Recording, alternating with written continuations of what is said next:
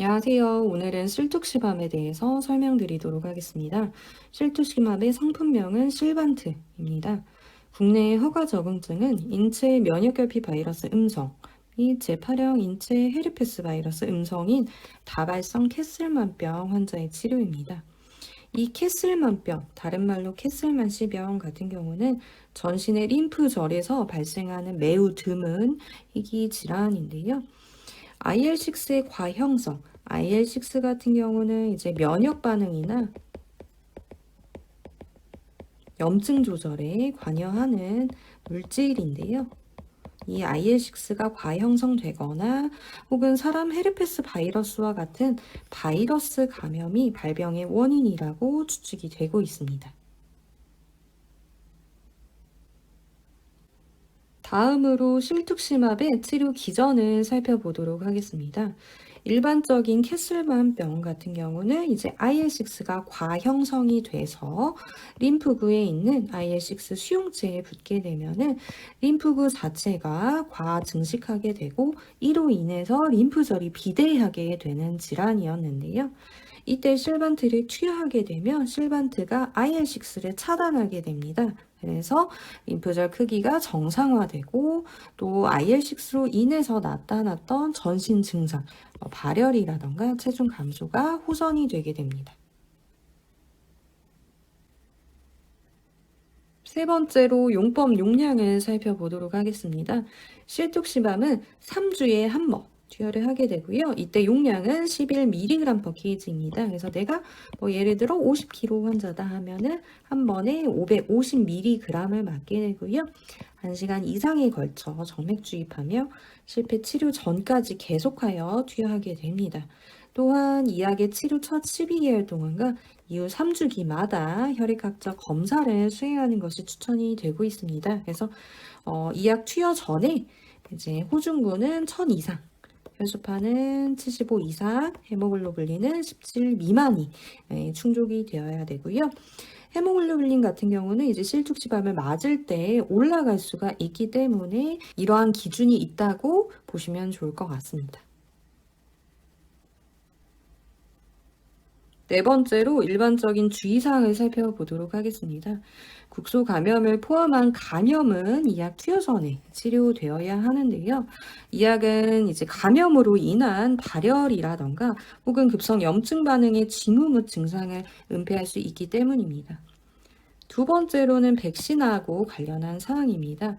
실투시맙이 IL6를 억제하게 되면은 새로운 항원, 병원제에 대한 정상적인 면역 반응을 저해할 수 있기 때문에 약을 투여받고 있는 환자는 생백신을 투여하지 않아야 합니다. 세 번째로는 주입 관련 반응과 과민 반응이 있습니다. 주입 관련 반응은 이제 약물을 주입할 때 나타나는 일련의 반응으로서 대개는 주입 속도하고 관련이 있고요. 이제 과민 반응은 약물에 대한 과민 반응이라고 보시면 될 것 같습니다. 빈도는 약 6.3%로 보고가 되어 있고 이제 중증은 1.3%로 기재가 되어 있습니다. 그래서 대개는 주사를 맞자마자 그리고 주사 맞는 동안 또 주사 맞고 수시간 이내 집에 가실 때 꼭 잘 확인을 해주셔야 되고요. 주입 관련 반응의 증상이라고 한다면 이제 발열이나 오한, 두통, 근육통, 가벼운 두드러기, 또 과민 반응의 증상이라고 한다면 숨이 차고 답답하고 전신에 두드러기라고 써져 있지만 어떠한 증상이 있든 선생님들께 빨리 얘기를 해주셔야 되고 병원에서는 이에 대비해서 응급소생 장비와 약물, 의료진이 다 준비가 되어 있습니다. 네 번째로는 위장관 천공입니다.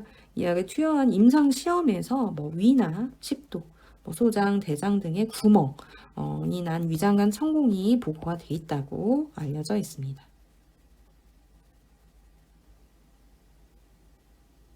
다섯 번째로는 빈도가 높은 이상 반응입니다.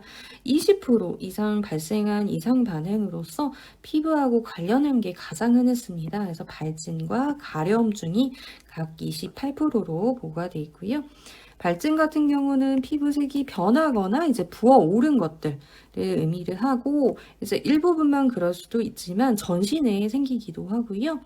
반점이나 구진 같은 게 생길 수 있다고 기재가 돼 있는데, 반점은 조금 피부 색깔 변화만 있고 좀 평평한 걸 얘기를 하고요. 구진 같은 경우는 피부 표면이 좀 상승되면서 단단한 형태의 병변을 의미한다고 합니다. 그래서 피부 관련된 걸 꼭 얘기를 해주셔야 되고, 피부 색깔 자체가 변하는 것뿐만이 아니라 가려움도 같이 올 수가 있습니다. 그리고 발진 없이 가려움도 올 수가 있습니다. 두 번째로는 상기도 감염이 있습니다. 그래서 우리가 잘 아는 코나 인두, 후두에 발생한 감염성 질환을 의미를 하고요.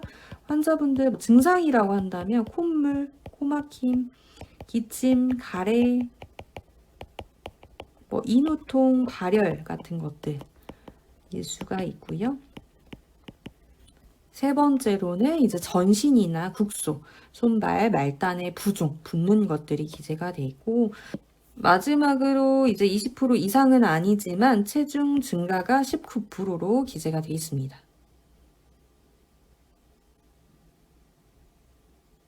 여섯 번째로 부작용을 예방하기 위한 방법, 나타나더라도 잘 지나가기 위한 방법을 살펴보고자 합니다.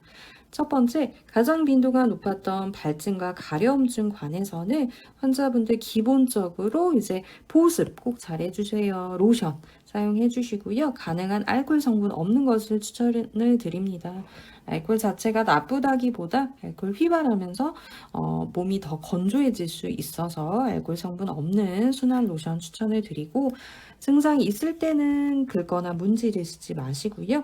또 증상 있었다 외래 보시면서 선생님들께 꼭 얘기를 주셔야 되고, 평상시에도 면 같은 부드러운 섬유로 된 옷 느슨하게 입는 거 추천을 드립니다.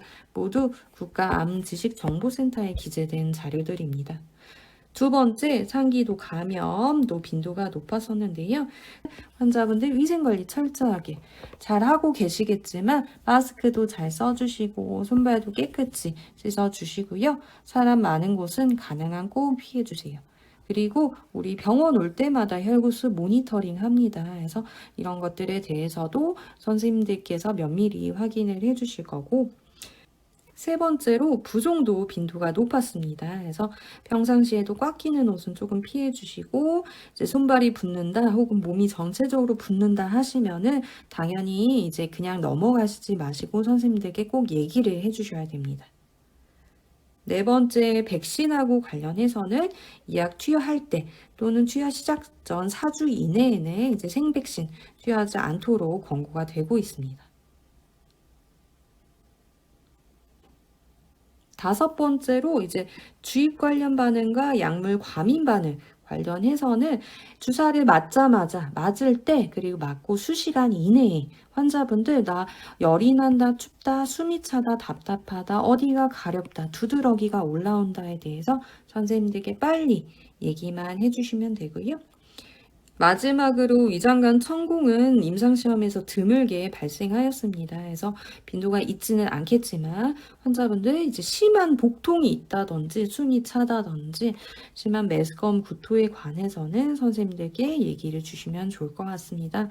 오늘 설명 여기서 마치도록 하겠습니다. 감사합니다.